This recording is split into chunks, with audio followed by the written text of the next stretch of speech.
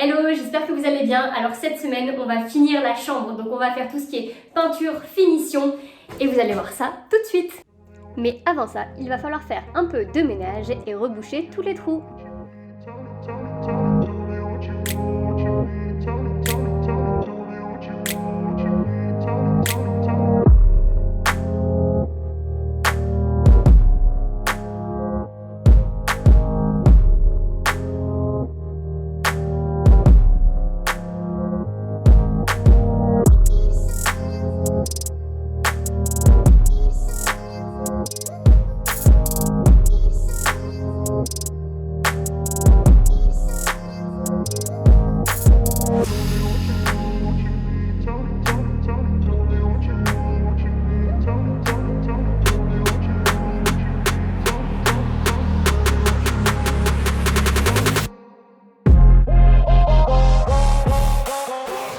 Concernant les petites finitions, du coup j'ai pas mal écouté ce que vous m'aviez dit en commentaire la semaine dernière, donc j'ai enlevé des bandes qui étaient mal positionnées, notamment sur les appuis de fenêtre. J'ai carrément tout enlevé et j'ai tout recommencé, donc en mettant de l'enduit, ensuite la petite bande, j'attends que ça sèche, et ensuite je fais la seconde passe et pas refaire la passe juste derrière. Donc on va voir ce que ça donne, j'espère que ce sera propre. Donc je vais commencer les finitions du coup du petit placard. Donc j'avais mis de l'enduit de rebouchage du coup sur le côté ici, il va falloir que je ponce et qu'ensuite je mette de l'enduit de lissage pour essayer de lisser tout ça. Et je pense que je finirai avec un joint acrylique pour que ce soit propre, parce que j'ai du mal à croire que ce sera propre juste comme ça. Voilà!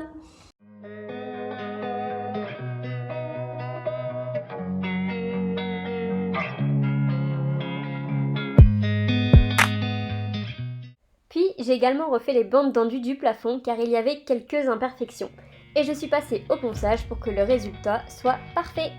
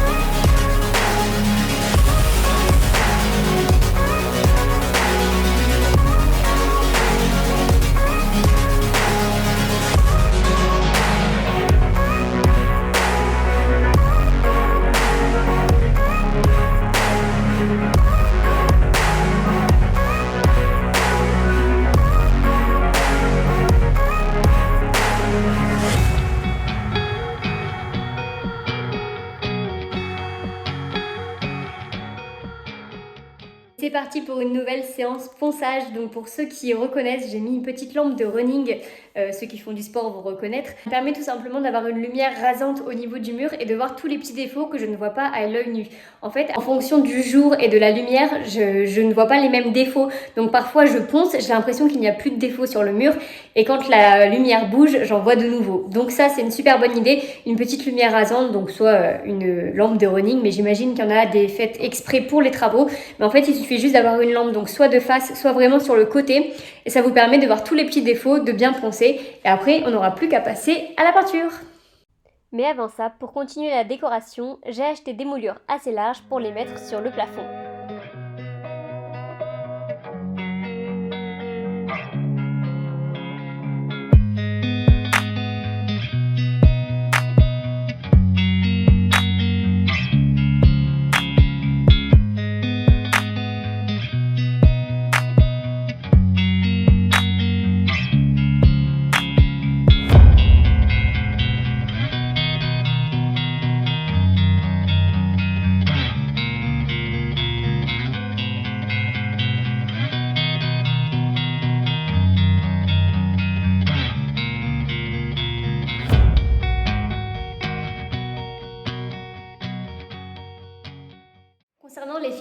chambre, je ne sais pas si vous vous souvenez, mais j'avais arraché du placo à côté de la porte. Donc le mur qui est juste ici, à l'époque, j'avais fait un trou parce que je pensais arracher complètement le placo et finalement j'ai gardé une partie du placo existant. Donc j'ai rebouché le trou que j'avais fait, mais ça ne fait pas une finition super belle. Je vais vous montrer. Donc j'ai trouvé une petite idée, ça va être de mettre une petite baguette en moulure pour rester dans le style de la chambre assez haussmannienne et du coup cacher les petites finitions et faire quelque chose de propre. Si vous vous souvenez, en fait, j'avais fait un énorme trou ici en espérant enlever le placo. Finalement, j'ai fini par le garder, donc j'ai rebouché à l'enduit de rebouchage, sauf que c'est vrai que sur le côté, j'ai du mal à croire que j'arrive à faire une belle finition. Donc j'ai trouvé une petite idée, tout simplement de rajouter une petite baguette en moulure pour rester dans le style de la chambre et faire une finition toute propre. L'idée, ça va être du coup de la coller vraiment juste ici pour faire un beau montant de porte tout en bois. Et voici le plan des idées que j'ai eues.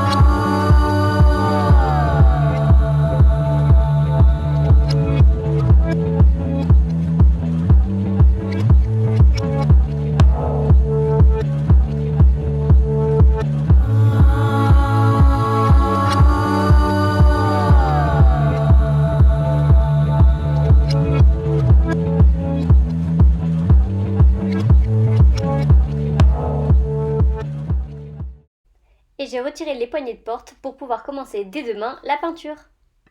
Donc on a enfin réussi à enlever les poignées des portes. Donc elles ressemblaient à ça. Elles ont déjà été peintes, enfin ça a débordé plusieurs fois, donc avant avec les anciens propriétaires. Et je comptais les garder, mais en fait en les enlevant, je trouve que le métal est de mauvaise qualité. Qu'est-ce que vous en pensez? Est-ce qu'il faudrait les rénover, les rebomber, je sais pas, par exemple en doré, ou mettre carrément des nouvelles poignées plus modernes? Ou qui font anciennes mais plus jolies.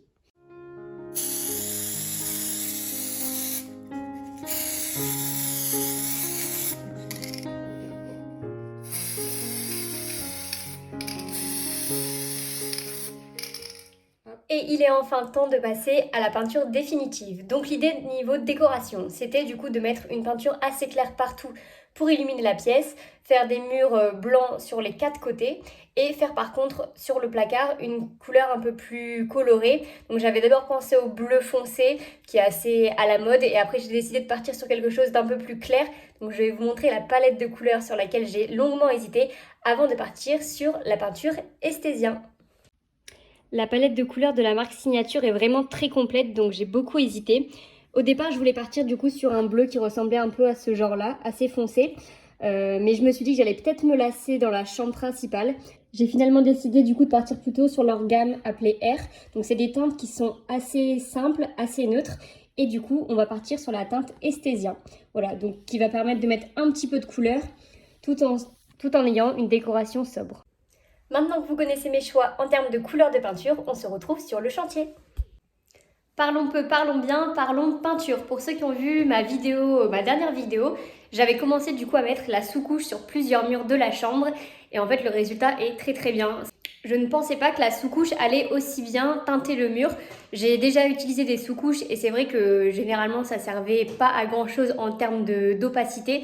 Et là, je suis franchement très contente. Donc, je vais commencer la peinture, donc première couche et deuxième couche.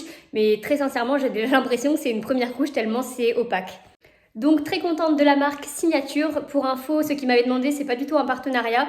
Je ne suis pas payée pour vous dire ça. Ils m'ont juste envoyé 2-3 petits pots de peinture pour que je teste leur peinture et franchement c'est super bien. Donc pour ceux qui cherchent une peinture, allez-y les yeux fermés. Je leur ai demandé un petit code promo pour vous, donc vous pouvez avoir un petit code avec 20% de réduction avec le code SIGNE20. Voilà, c'est cadeau. Et en attendant, je repars à mon étape préférée, la peinture. Pour vous montrer en fait, ça c'est juste la sous-couche du mur. Donc il y a quelques petites traces évidemment vu que c'est juste une sous-couche, mais je trouve qu'on dirait presque que c'est de la peinture, une première couche en fait tout simplement. J'ai eu un résultat avec des peintures qui étaient moins beaux avec ma première voire deuxième couche qu'avec cette sous-couche.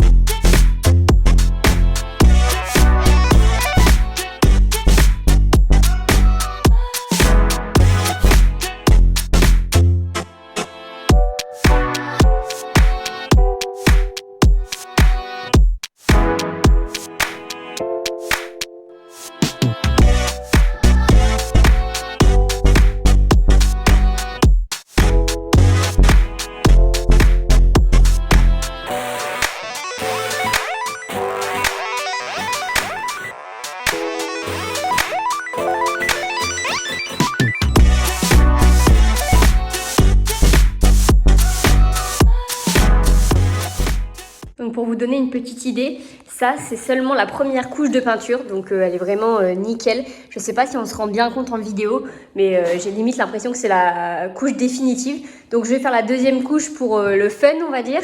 Et il y a quelques petites traces, c'est vrai, bon là c'est de ma faute où j'ai mal fait sur les côtés. Je sais pas si on s'en rend bien compte en vidéo, mais c'est très léger. Mais sinon, je suis très contente du coup de voir la différence entre si je mets un joint acrylique et si j'en mets pas. Donc là, j'ai pas mis de joint acrylique, donc c'est vraiment pas top. Donc je vais en mettre un pour passer la deuxième couche. Par exemple, ici, c'est avec un joint acrylique sur les plaintes, donc ça fait vraiment une finition parfaite. Donc c'est top. Je sais pas si on s'en rend bien compte, mais la finition est vraiment pas mal. Puis, je suis passée à la peinture dorée pour le contour du miroir. Et enfin, la chambre est presque terminée. Plus que quelques finitions, dont le ponçage du parquet, et je pourrai enfin commencer la déco.